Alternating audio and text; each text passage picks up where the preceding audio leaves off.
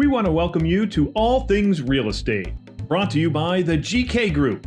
Now, here are your hosts, Brad Avergon and Gary Kelly. Well, here we are. It's October 1st in real time, although in TV and radio time, it's not exactly that anymore. That time has already gone by.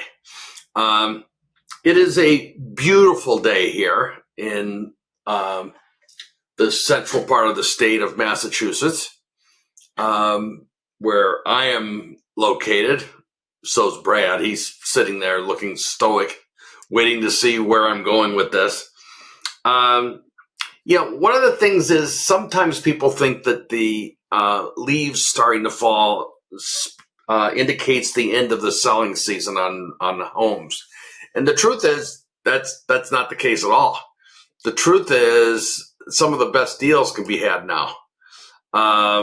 You've got an increased amount of inventory. You've got somewhat lower interest rates. We'll let Brad talk about that in a second. And it's a good time to go out and look. Brad, what are you seeing? I would say I'm seeing the same thing. I mean, I like the fall market because, spring market's exciting too in its own way, but it gets into a little bit of there's a little bit of craziness. It's a frenzy. Yeah, it's a frenzy. People are running around getting their houses ready, getting them on the market. They want to run. And it's a little bit of craziness. Fall is a little bit more subtle. Yeah, I think you have more serious buyers out there. I think you have more serious sellers out there. And so I think it's a little bit of a better market. And there's not as much of a frenzy. So I do like that. So Brad, one of the things that we're seeing as people go out, we do have increased inventory, which is a good thing. We do see, lower, relatively speaking, interest rates. And while, there's somewhat steady traffic from the standpoint of people wanting to go look at homes and sell homes and that kind of stuff, there seems to be this overall general hesitancy or lack of confidence in the marketplace right now. I've talked to some people that think it's related to the election. I've talked to other people that say it's related to jobs. What are your thoughts about that? I think there's a lot of things that it's related to, and what I mean by that is it doesn't take much to get people kind of a little skittish, to get afraid of making a decision like purchasing a home. And sometimes it can be the election. They can say, well, what's going to happen depends on who gets in the office and what happens to the job market. There's a lot of talk about the job market right now, that's slowing down. There's not a good time to be a longshoreman. Yeah, I guess not. There's a lot of talk about interest rates, with the Fed dropped the federal the federal bank rate a couple weeks ago, and the expectation was rates are going to plummet, and they didn't quite do that. And so people are like, well, I want rates to be lower. I want this, I want that. And that's going to be the sign to them, maybe, that they're ready to go in.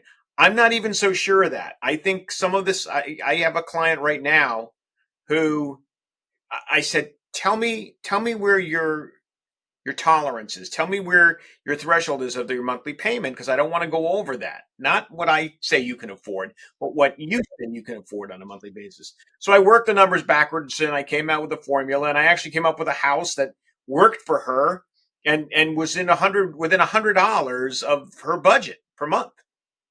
And she came back and said, the numbers are better, but I still think they're too high. We still think interest rates are too high, and I don't like this house as much enough to put down the down payment that you're suggesting. So it was one of those things. I kind of scratched my head. I said, well, I gave her what she asked for, but what she asked for wasn't really what she wanted. So I'm not sure what it's going to take to get people off the fence, so to speak. I think there needs to be more of a sense of euphoria, whether warranted or not, and then they'll make the jump. What do you think? I think that it's a hard time for people because I think there's just a sense of uncertainty. And I know that you're voting for, and that pause was intentional. I don't know who you're voting for, but it doesn't matter who you're voting for because whoever it is, we all have to fall in behind and support and all that stuff. But if it's him, certain people are going to be elated. Certain people are going to like. I've got some friends that are talking about moving to Canada. If it's her, I've got some friends that'll be elated, and some people that are whatever. And are also moving to Canada. So either way, Canada wins. Those people don't want to move to Canada. I will say that. But I hate to think, to Canada, talk to Gary. Gary can refer you to a nice agent up there and help you sell your home, right? I hate to think that we've gotten to the point that everything we do is based on one event. And I do understand. I do understand if you're in certain populations, the idea of being deported, shut down, whatever. I personally understand that hesitation, and it'll be interesting to see if that actually happens in this country, so to speak. But I will say this: I think it's a shame for people to base major financial decisions on one data point. I agree 100%. It's interesting that you bring this up because I sat through a presentation this morning by a financial planner, and what he presented was that historically, over the last, 50, 60 years, post-election years, the stock market's gone up, no matter who wins. And he showed, Republican, Democrat, stock market always goes up. So fear that the stock market's going to plummet based on who gets in office is unwarranted completely. It's not based on any factual data whatsoever. What it may be based on is media spin, right? So everyone knows media likes to sell headlines. And so when one candidate or the other, doesn't matter which one you say, says this person gets in office, this is going to happen, this may happen to the stock market, this is what's going to happen here. If that's the case and the media picks up on it and people treat that as fact, that's where uncertainty can come in. That's where fear can come in. So I think there's a lot of fear out there, and that uncertainty stops people from making decisions. When in fact, it's interesting. I don't consider what you and I do here as being part of media, but I suppose at some level it is. I don't see the NBC news truck rolling up out front unless they're whole hopping out. It's not like that. Right. But at the same time, I think we owe it to our listeners and viewers to be as honest and open and candid as we are. And those that actually have stuck with us over the years and have watched that know that we are. So I think that what you're saying about the who gets into the office is almost irrelevant when it comes to the stock market. I think is a very valid observation. What about looking to sell your house in the fall, Brad? Do you see anything that people have to do differently there? Yeah, I think they, when they're looking to sell their house in the fall, I think number one, you have to look at kind of the environment. So the sunlight, daylight, right? What do you have there? You've got to have your house prepared, I think. I think people need to leave lights on. Yeah. If they live with Sue Gordon, they're running around turning off lights even when it's dark. And, when you're showing a house, you need to have lights on. Sorry, it won't be long. I hate to say it won't be long at 4:30. It's going to be dark here. You got to leave lights on. And I also say to people, take a flashlight. Yeah, that's a good idea when you're looking at homes. Absolutely. Absolutely. I think that's important. And the other thing is, you want your yard to look, in your home to look clean, right? You want it to, people always say, spring cleanup. I have my spring cleanup. I get my grass is all green and everything's there. Well, when the fall comes, you've got leaves falling down. Now we've just entered the month of October. So you may have Halloween decorations out there and stuff. You have to make your home welcoming, I think, to folks that are going to be visiting it. And that takes work. Well, the other thing this time of year, you start to get into almost, I want to say, nested or stacked holidays. Okay, you've got Rosh Hashanah for those that celebrate coming up. And, that's a couple of days where no one wants to have you in their house unless you're going to come and have some brisket. And then you get into what kind of, what do you want on your,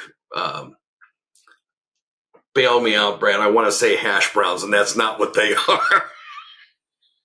You mean potato latkes? Is that Yes, the potato latke. Are you a sour cream or an applesauce person? Those are things. Those are family traditions that have been passed down for years, and people like that, and they want that.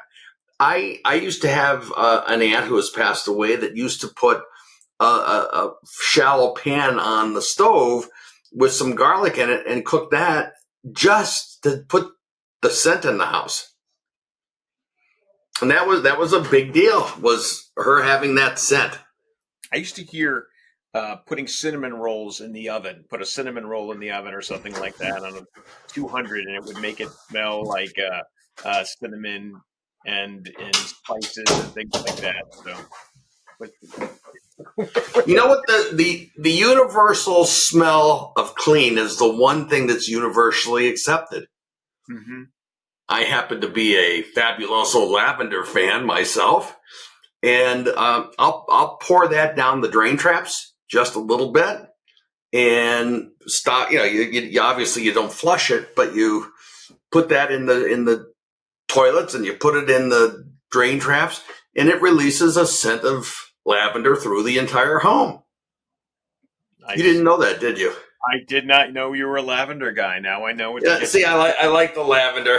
I like the lavender because Fabuloso lavender seems to last the longest.